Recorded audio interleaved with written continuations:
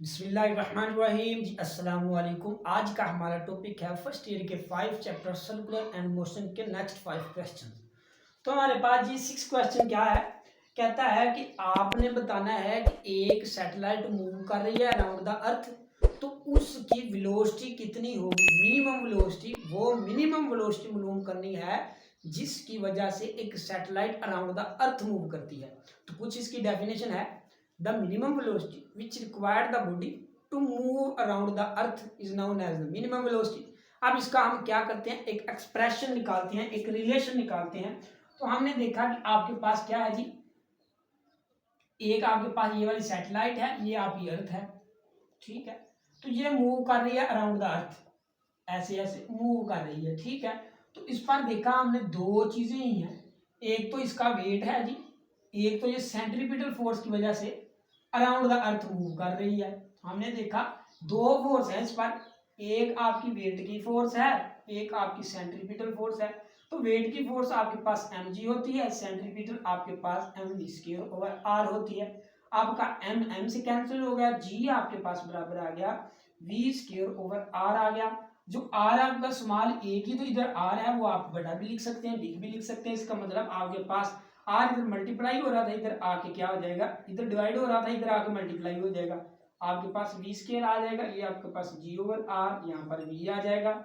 यहाँ पर value put करें, ये आपके पास 9.8 होती है। रेडियस ऑफ द अर्थ 6.4 10⁻⁶ होता है। ये हमारे पास मल्टीप्लाई 6.4 10⁻⁶ आ गया। ये हमारे पास वेलोसिटी आ जाएगी। जब आप इसको कैलकुलेट करेंगे तो ये आपके पास 79.00 आपके पास आ जाएगी मीटर पर सेकंड। अगर आप चाहते हैं कि आप किलोमीटर में इसको तब्दील करें, 7.9 10⁻³ किलोमीटर, किलोमीटर किलो सेकंड में आ जाएगी, ठीक है। तो ये आपकी हमारी वेलोसिटी आ गई जो बॉडी को चाहिए रोटेट करने के लिए अराउंड द अर्थ। कितनी वेलोसिटी, मिनिमम वेलोसिटी, ठीक है, किलोमीटर में यहाँ पर आएगा। अब हम नेक्स्ट क्वेश्चन देखते हैं। वो कहता है कि आपने बताना है कि आपके पास एक एंगुलर मोमेंटम और एंगुलर एक्सेलरेशन, उनकी डायरेक्शन क्या होगी। तो हमने डेफिनेशन तो पढ़ी है कि एंगुलर मोमेंटम क्या होता है, एंगुलर वेलोसिटी क्या होता है। अब की जाए बात डायरेक्शन की, जब लफ्ज एंगुलर आ जाता है तो इसका मतलब कोई भी बॉडी एक सर्कल के गिर्द रोटेट करेगी, ठीक है। तो हम इसकी डायरेक्शन मालूम करना चाहते हैं तो राइट हैंड रूल इस्तेमाल करेंगे, ठीक है। तो हमने देखा कि यही मान लीजिए कि आपकी बॉडी है वो रोटेट कर रही है एक अर्थ के गिर्द, अर्थ का गिर्द कह लें या किसी और चीज के कह लें कि एक अर्थ रोटेट कर रही है आपकी बॉडी सर्कल में, तो आपकी जो कर्लिंग फिंगर है इसकी रोटेशन को ज़ाहिर कर लेंगे। राइट हैंड रूल क्या कहता है, राइट हैंड रूल ये कहता है कि curling the finger of right hand rule in the direction of rotation and it thumb represent the direction of angular momentum. इसी तरह आपकी जो curling finger of right hand rule in the direction of rotation, ये angular velocity की rotation को ज़ाहिर करेंगी, और आपकी कर्लिंग फिंगर क्या है, आपका थंब ज़ाहिर करेगा एंगुलर वेलोसिटी को। यानी आपकी जो रोटेशन है एंटी क्लॉकवाइज होगी, तो आपकी कर्लिंग फिंगर इस तरफ होगी, आपकी एंगुलर वेलोसिटी और एंगुलर मोमेंटम इस तरफ होगा। अगर आपकी रोटेशन इस तरफ होगी एंटी क्लॉकवाइज, अगर आपकी क्लॉकवाइज होगी तो आपका जो थंब है indicate inward to the board होगा, तो वो इंडिकेट करेगा एंगुलर वेलोसिटी और एंगुलर मोमेंटम, ठीक है। तो जी अब हमारे पास है 8 क्वेश्चन, कहता है कि when an object around the earth is said to be free fall, कि कोई भी ऑब्जेक्ट आपका अर्थ के गिर्द रोटेट करता है तो हम उसको क्यों कहते हैं कि वो फ्री फॉलिंग हो जाता है, ठीक है। तो हमने देखा कि ये आपके पास अर्थ है, ठीक है, कोई भी ऑब्जेक्ट इसके इर्द गिर्द ऐसे ऐसे रोटेट कर रहा है, ठीक है, कोई भी ऑब्जेक्ट है इसके गिर्द रोटेट कर रहा है। तो हमने ये पढ़ा था कि जब एक कर्वेचर, अर्थ की कर्वेचर या किसी दूसरे ऑब्जेक्ट की कर्वेचर, एक की कर्वेचर दूसरे कर्वेचर के साथ मैप कर जाए तो वो बॉडी फ्रीली फॉल हो जाती है। क्यों हो जाती है, क्योंकि जब आपकी इस वाली कर्वेचर, इसकी जो ये वाली कर्व है और ये वाली कर्व दोनों आपस में मैप कर जाती हैं तो बॉडी फ्रीली फॉल हो जाती है। कैसे हो जाती है, क्योंकि ये बॉडी तो चाहती है वो अर्थ पर गिरे, ऑब्जेक्ट चाहता है कि अर्थ पर गिरे, लेकिन उसको सेंट्रीपिटल फोर्स होल्ड रखे हुई है कि आपने अर्थ पर गिरना नहीं है, वो इसको गिरने नहीं देती, बल्कि सेंट्रीपिटल फोर्स आपको प्रोवाइड करती है वेलोसिटी, कांस्टेंट वेलोसिटी। अगर उसके पास कांस्टेंट वेलोसिटी है तो इसका मतलब उसके पास कांस्टेंट एक्सेलरेशन है। तो जब आपकी सेंट्रीपिटल फोर्स उसको कांस्टेंट एक्सेलरेशन प्रोवाइड करती है तो आपकी बॉडी अर्थ के इर्द गिर्द रोटेट ही करती रहती है।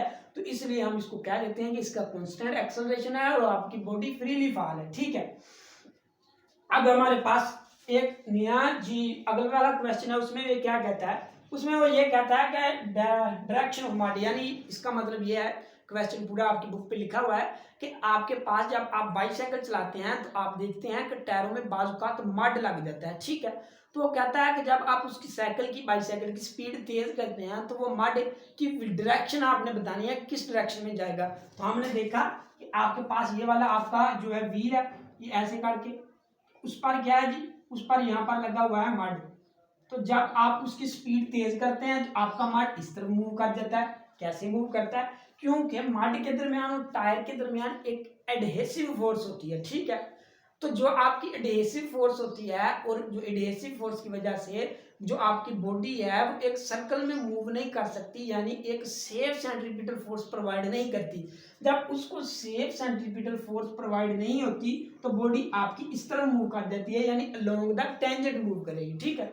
अब हमारे पास नेक्स्ट क्वेश्चन है, उसमें कहता है कि in disc and hope which one of them which reach the ground, कि एक आपके पास डिस्क है, एक आपके पास होप है, उन दोनों में से कौन ग्राउंड में पहुंचेगी। तो हमने देखा था डिस्क आपके पास कौन सी होती है, डिस्क आपके पास एक ऐसी चीज होती है जिसका क्या होता है कि जो है ना वो अंदर से क्या होती है, डेंसर होती है, यानी बड़ी होती है। जो आपका होप होता है उसका जो मास होता है आउटर एज पर होता है और वो अंदर से खाली होता है, ये हमने पढ़ा था।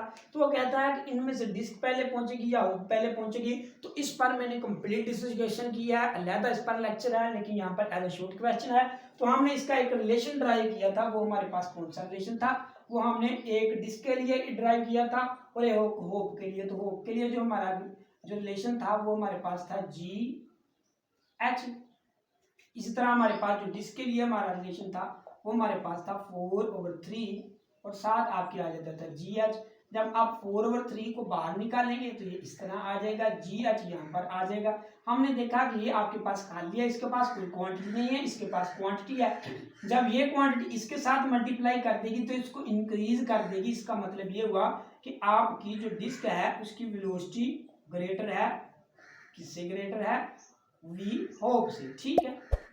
तो ये था जी आज का हमारा टॉपिक। उम्मीद है आपको समझ आ गई होगी। किसी किस्म की आपको कंफ्यूजन है तो कमेंट सेक्शन में कमेंट कर सकते हैं। अल्लाह हाफिज।